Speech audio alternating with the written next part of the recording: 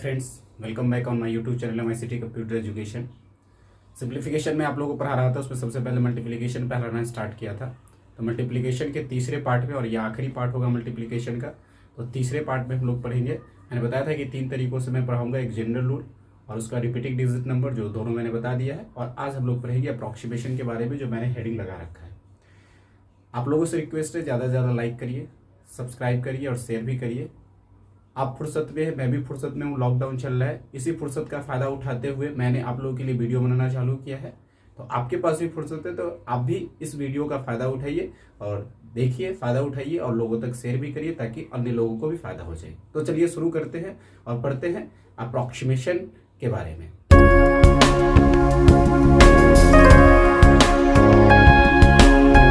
मैंने हेडिंग लगा रखा है अप्रॉक्सीमेशन। अप्रॉक्सीमेशन का मतलब होता है लगभग। जब भी आपसे एग्जाम में अप्रॉक्सीमेशन के क्वेश्चन पूछे जाएंगे तो आपको एग्जैक्ट आंसर नहीं देना होता है, आपको लगभग में आंसर देना होता है। और जब भी अप्रॉक्सीमेशन के क्वेश्चन होते हैं तो उसमें जो ऑप्शंस होते हैं उसमें नन ऑफ दीज ऑप्शन नहीं होता है, क्योंकि अगर हम लगभग में ऑप्शन में जाएंगे तो नन ऑफ दीज अगर होगा तो कभी भी अप्रॉक्स में आंसर एक्यूरेट होना चाहिए। नन ऑफ दीज जब भी किसी क्वेश्चन के ऑप्शंस में आंसर में दिया हुआ है ऑप्शन में, तो वैसे सिचुएशन में हमारा आंसर कभी भी अप्रॉक्स में नहीं होगा। अप्रॉक्स में आंसर तभी दिया जाता है जब नन ऑफ दीज का ऑप्शन है। जैसे आपके पास 4 या 5 ऑप्शन है, सब में ऑप्शन है, नन ऑफ दीज नहीं है, तो कोई ना कोई तो एक आंसर होगा ही होगा। तो वैसे सिचुएशन में हम अप्रॉक्स में उत्तर आंसर करते हैं।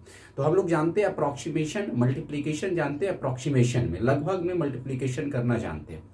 हम लोग अप्रॉक्सीमेशन जानेंगे डेसिमल नंबरों का, यानी दशमलव वाले जो संख्या होते हैं उसका अप्रॉक्सीमेशन यानी मल्टीप्लीकेशन करना जानेंगे। जैसे कि एग्जांपल में बता रहा हूं कि कोई भी दशमलव वाली 2 संख्या है। जैसे एक संख्या है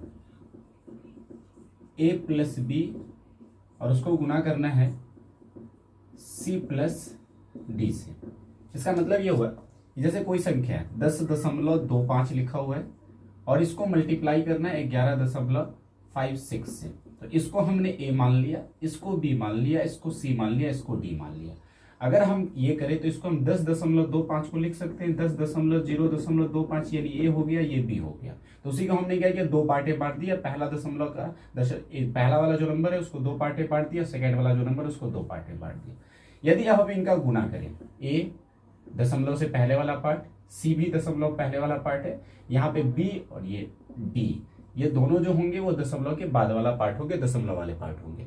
अब हम गुना करेंगे तो जानते हैं कि ब्रैकेट में गुना कैसे होता है। पहले a को c से गुना करेंगे तो हो जाएगा ac, फिर आप a को d से गुना करेंगे तो a d हो जाएगा, फिर b को c से गुना करेंगे तो bc हो जाएगा, फिर bd को गुना करेंगे तो प्लस bd हो जाएगा। इन सबको जोड़ देंगे तो इनका दोनों का मल्टीप्लिकेशन का टोटल आ जाएगा। ये जो आंसर आएगा वो हमारा एक्यूरेट आएगा, यानी 100% एक्यूरेट आएगा। लेकिन हमें एक्यूरेट नहीं निकालना है, हम लोग अप्रॉक्सीमेशन पर रहे हैं कि लगभग में आंसर क्या होगा।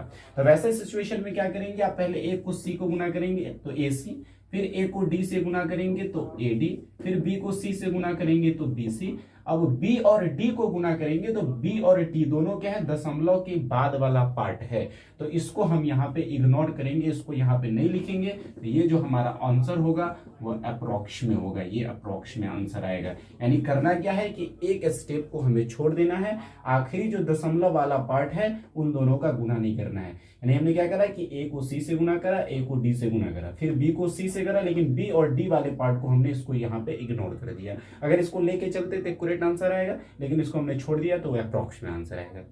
एक एग्जांपल देखते हैं। जैसे मैंने लिखा कि 16.4 को गुना करना है 18.2 से गुना करना है। अब यहाँ पे देखिए कि 2 पार्ट हो गए a b, यहाँ c d।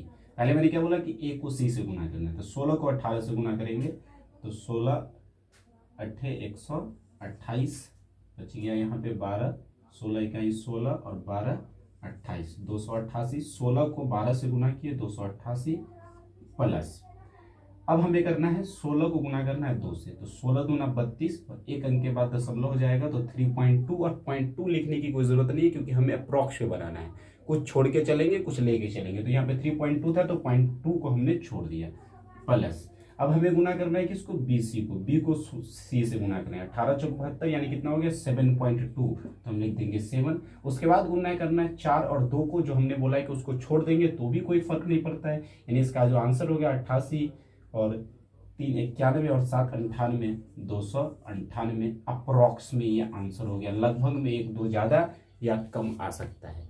तो हमें सिर्फ ये ध्यान में रखना है कि एक स्टेप जो दशमलव से दशमलव वाला पार्ट है उसको छोड़ के चलना है। हम छोड़ते क्यों है वो समझते हैं। आप दशमलव के बाद कोई भी बड़ा से बड़ा नंबर क्या हो सकता है, तो 0.9। क्या 0.9 से बड़ा भी कोई दशमलव के बाद कोई बड़ी से बड़ी संख्या हो सकती है? यह मैक्सिमम नंबर है दशमलव के बाद, इससे बड़ा नंबर कोई नहीं होता है। अगर दशमलव के बाद बड़ी से बड़ी संख्या को भी गुना करें तो यहाँ से रिजल्ट क्या आएगा, 0.81 लगभग इतना रिजल्ट आएगा, जो क्या है 1 से कम है। तो अप्रोक्सीमेशन में 1-2 का कोई वैल्यू होता ही नहीं। मैंने क्या बोला कि दशमलव वाले पार्ट को आपने बी और डी को गुना किया, उसको इग्नोर किया। क्यों इग्नोर किया? क्योंकि वो दोनों ही दशमलव वाले पार्ट है, और दशमलव वाले पार्ट अगर मैक्सिमम नंबर की भी बात करें तो ज्यादा से ज्यादा 0.9 से बड़ा नहीं हो सकता है, और 0.9 से 9 को भी गुना करेंगे तो रिजल्ट 0.81 यानी 1 से कम ही आता है। तो हमें कोई फायदा नहीं होता है कि हम 1 को कंसीडर करके चले, इसलिए हम दशमलव वाले पार्ट को गुना नहीं करते, जिससे हमारा कुछ समय की बचत हो जाती है और अप्रॉक्स में हमारा आंसर निकल जाता है। चलते हैं एक और अगला क्वेश्चन देखते हैं, फिर से आप लोग समझने की कोशिश करें, दोबारा मैं आप लोगों को समझा रहा हूँ। 16.2 को गुना करना है 12.8 से। फिर से ध्यान से समझिए, पहले 16 को 12 से गुना करेंगे तो 12 छक 72, 2 और 12 इकाई 12 और 7 19, 192 हो गया 16 और 12 को गुना करने से। अब 16 को गुना करेंगे 8 से तो 16 × 128, एक अंक के बाद दशमलव हो जाएगा तो 12.128, तो 12.8, तो 12.8 को हम लोग 13 मान लेते हैं। 12.8 है तो क्योंकि दशमलव के बाद 8 है इसलिए हमने उसको पूरा 1 मान लिया, तो 13 कर दिया, 12 को 13 प्लस, फिर 0.2 को 12 से गुना करेंगे तो 12 दूना 24 यानी 2.4, तो यहाँ पे हमने ले लिया 2। अब 8 को और 2 को पूरा करने की कोई आवश्यकता नहीं है, अप्रॉक्सीमेट ले लेंगे, तो इसका आंसर हो जाएगा 3 2 5 और 2 7, 1 9 1 10 और 1 1 2, 207। सिंपली बना सकते, फिर से समझ लीजिए। पहले हमने ए को, ये ए बी सी डी, ए और सी को गुना किया यानी 16 12 को गुना किया 192, फिर ए को डी से गुना किया यानी 16 को 8 से गुना किया तो 12.8 आया, जिसको हमने 9 मान लिया। फिर हमने बी को गुना किया सी से तो 12 दूना 24 यानी 2.4, तो हमने 2 मान लिया, और बी और डी 0.2 और 0.8 का हमने गुना छोड़ दिया क्योंकि उससे कोई फर्क नहीं पड़ता है। तो ये जो 207 ये आपका अप्रॉक्सीमेट आंसर हो गया। उम्मीद कर रहे हैं आप लोगों को समझ में आ रहा होगा कि कैसे आपको कैलकुलेट करते समय दशमलव वाले नंबरों को करना है और किसको कैलकुलेट नहीं करना है, किसको कंसीडर करके नहीं चलना है। एक और क्वेश्चन देखते हैं। मैंने आप लोगों के लिए क्वेश्चन लिखा है, इसको आप सॉल्व करिए और देखिए क्या आंसर आता है। वीडियो को थोड़ा देर पॉज करिए, सॉल्व करिए, फिर आगे आप बढ़ाइएगा। मैं सॉल्यूशन दे रहा हूँ, आप लोग मिलाइए कि आप लोगों ने सही कैलकुलेट किया कि नहीं। जब ऐसे क्वेश्चंस हम लोग देखते हैं तो सबसे पहले माइंड में ये आता है कि 10.01 को गुना करना है। ये 0.01 है, तो हम लोग अभी देख रहे थे कि दशमलव के बाद का कोई वैल्यू नहीं होता है। तो अगर हम 0.1 को छोड़ दें तो हमारा आंसर 15, यहाँ पे 1530 लिखा हुआ है, इसको 10 से गुना करेंगे तो 15,300, ये हमारा आंसर हो जाएगा सिंपली। लेकिन ध्यान में रखना है कि मैंने क्या बोला था कि छोड़ना किसको है, जब दशमलव के बाद वाले नंबर को दशमलव के बाद वाले नंबर से ही गुना करना है, यानी दशमलव वाले नंबर से दशमलव वाले नंबर को गुना करना हो तो उसको इग्नोर करना है। यहाँ पे अगर इसका हम एक्यूरेट गुना करें, पहले हम इसको क्या करते हैं, हम इसको 10 + 01 लिख सकते हैं, यानी पहले 10 से गुना कर देते हैं, फिर 0.1 से गुना कर देंगे, 0.01। 1530 को आप 10 से गुना करेंगे तो 15,300 आ जाएगा, प्लस फिर 1530 को 0.1 से गुना करेंगे तो अगर हम इसको 0.1 से गुना करेंगे तो यहाँ पे क्या होगा, 2 अंक के बाद दशमलव आ जाएगा, यानी क्या हो जाएगा 15.30 हो जाएगा, यानी कि हम इसको लिख देंगे 15, यानी कि क्या हो गया 15,315। अब देखिए किसके अप्रॉक्स में जा रहा है, तो 15,320 के नजदीक में जा रहा है, यानी हमारा जो आंसर होगा ये होगा। आपने देखा कि 0.1 छोड़ने के कारण हमारा कितना छूट रहा था, 15 छूट रहा था। हमने क्या बोला, 1-2 का कोई अप्रोक्सीमेशन में वैल्यू नहीं होता है, लेकिन यहाँ पे 0.1 का वैल्यू क्या है, तो 15 वैल्यू है। तो आपको ध्यान में रखने की, ऐसा ना करें कि मैंने बोला छोड़ने के लिए तो हर बार आपको दशमलव वाले नंबर का गुना छोड़ देना है, ऐसा नहीं करना है आपको। ये आपको ध्यान में रखना है कि आप अगर छोड़ते हैं तो कितना छूट जाता है। एक और क्वेश्चन मैं दे रहा हूं, आप उसको सॉल्व करिए और फिर से हमें देखिए, बताइए कि आपका सही आंसर क्या होता है, मेरे से आपका आंसर मैच करता है कि नहीं करता है। फिर से वही क्वेश्चन मैंने लिखा है, लेकिन ऑप्शन इस बार चेंज है। अब आप बताइए कि इसमें से क्या सही आंसर होगा। जैसे 1530 को 10.01 से गुना करना है। अब ऑप्शन है 15,300, 15,600, 15,400, 15,600।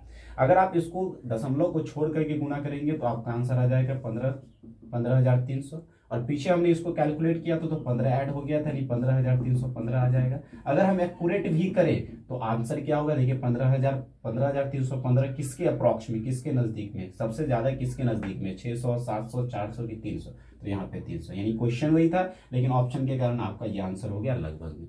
तो हमें ये भी देखना है कि हम छोड़ सकते हैं कि नहीं छोड़ सकते। ऑप्शन का गैप कितना है, तो आप देखिए हर ऑप्शन में क्या 100 का गैप दिया हुआ है।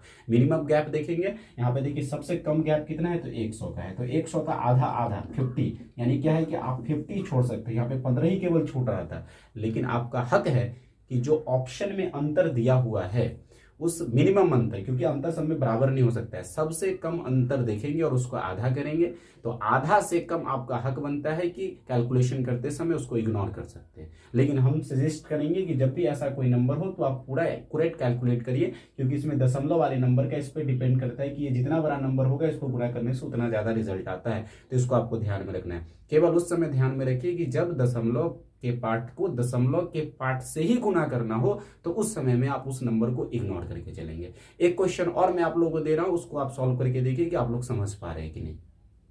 ये मैंने क्वेश्चन लिखा है कि 1225 को गुना करना है 9.90 से।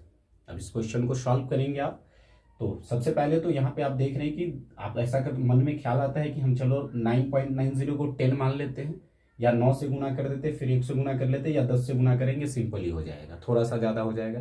लेकिन यहाँ पे आप 10 बढ़ाने के कारण आप देख रहे हैं कि इसको 0.10 से गुना करेंगे तो इसका जो रिजल्ट होगा वो हो जाएगा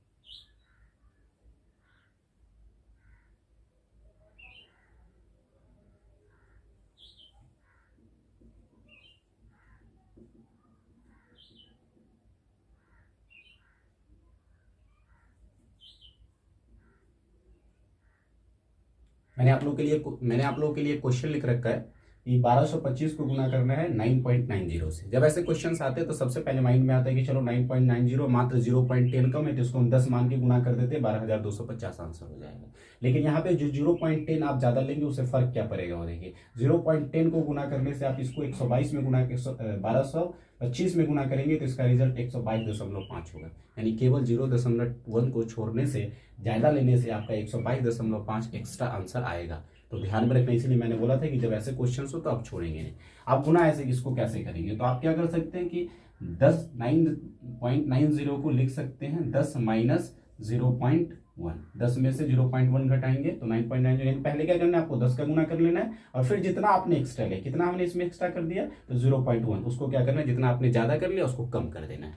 जैसे कि 10 से गुना करेंगे तो 12,250 हो जाएगा और माइनस कर देंगे 0.1 का वैल्यू हो जाएगा 122.5, 122 घटा देंगे, जो आंसर होगा एक्यूरेट आ जाएगा। फिर से एक एग्जांपल देखिए, जैसे मैंने क्वेश्चन लिखा है कि 1225 को गुना करना है इस बार 10.25 से, 10.25 से गुना करना है। 10.25 का मतलब कि आप ऐसे सोच सकते हैं कि चलो 25 को छोड़ देते कोई वैल्यू नहीं, लेकिन ऐसा नहीं करना है। पहले आप 10 से गुना करिए, आप इसको लिख सकते हैं 10 प्लस 0.25, 10 से गुना करेंगे तो 12,250 और 0.25 का मतलब होता है 25%, यानी 1/4 हो गया, इसका चौथा भाग, यानी 4 तिया 12, यहाँ बचा 2, 22, 4 पंचे 20 और 4 छक 24, यानी कि 356। देख रहे हैं कि 0.25 अगर छोड़ते तो 356 छूट जाता। यहाँ पे हमने क्या किया, 10 से गुना किया तो 0.25 कम हमने किया तो उसके वैल्यू को 2.5 वैल्यू को हमने बाद में जोड़ दिया।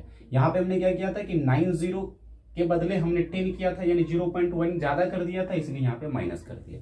तो आप कोई भी जो होता है, क्योंकि हमारे 10 का 20 का पहाड़ा हमें आसानी से आता है, याद होता है। तो इसीलिए हम क्या करते हैं कि जैसे कि आपको बोला गया कि 20.10 का गुना करिए, तो वहां पे मुश्किल होता है। तो क्या करेंगे, आप पहले 20 का गुना कर लेंगे, फिर 10 का गुना कर लेंगे और दोनों को ऐड कर देंगे। जैसे कभी आपको बोला गया कि 19.95 का गुना करिए, तो पहले आप 20 का कर लेंगे और उसमें माइनस कर देंगे 0.5। तो ध्यान में रखना है कि अप्रॉक्स में गुना कर लेना है, और जितना ज्यादा आपने किया उतना माइनस कर दीजिए, या जितना आपने कम किया उतना आप प्लस कर दीजिए। जैसे एक क्वेश्चन मैं आप लोगों के लिए छोड़ के जा रहा हूं कि आपको गुना करना है कि 1228 को गुना करना है 19.95 से। आप इसका आंसर हमें बताएंगे, इसका एक्यूरेट आंसर लगभग अप्रॉक्स में क्या आंसर होगा, कमेंट बॉक्स में इसका आंसर हमें बताएंगे। वैसे आप खुद से भी चेक कर सकते हैं, कैलकुलेट कर लीजिएगा, मोबाइल से देख सकते हैं, लेकिन हमें आंसर अप्रॉक्स में जरूर बताइएगा इसका आंसर क्या होता है। तो ये बहुत छोटा सा टॉपिक था जिसमें हमने अप्रोक्सीमेशन के बारे में जाना। तो ये मल्टीप्लिकेशन का टॉपिक खत्म हो गया। अगले टॉपिक में हम लोग मिलेंगे स्क्वायर करने के संबंध में, स्क्वायर किसी भी नंबरों का कैसे किया जाएगा, स्क्वायर के ट्रिक के बारे में समझेंगे। आप लोग ऐसे ही वीडियोस देखते रहिए, लाइक करते रहिए, ज्यादा से ज्यादा शेयर करिए और सब्सक्राइब भी करिए। Thank you.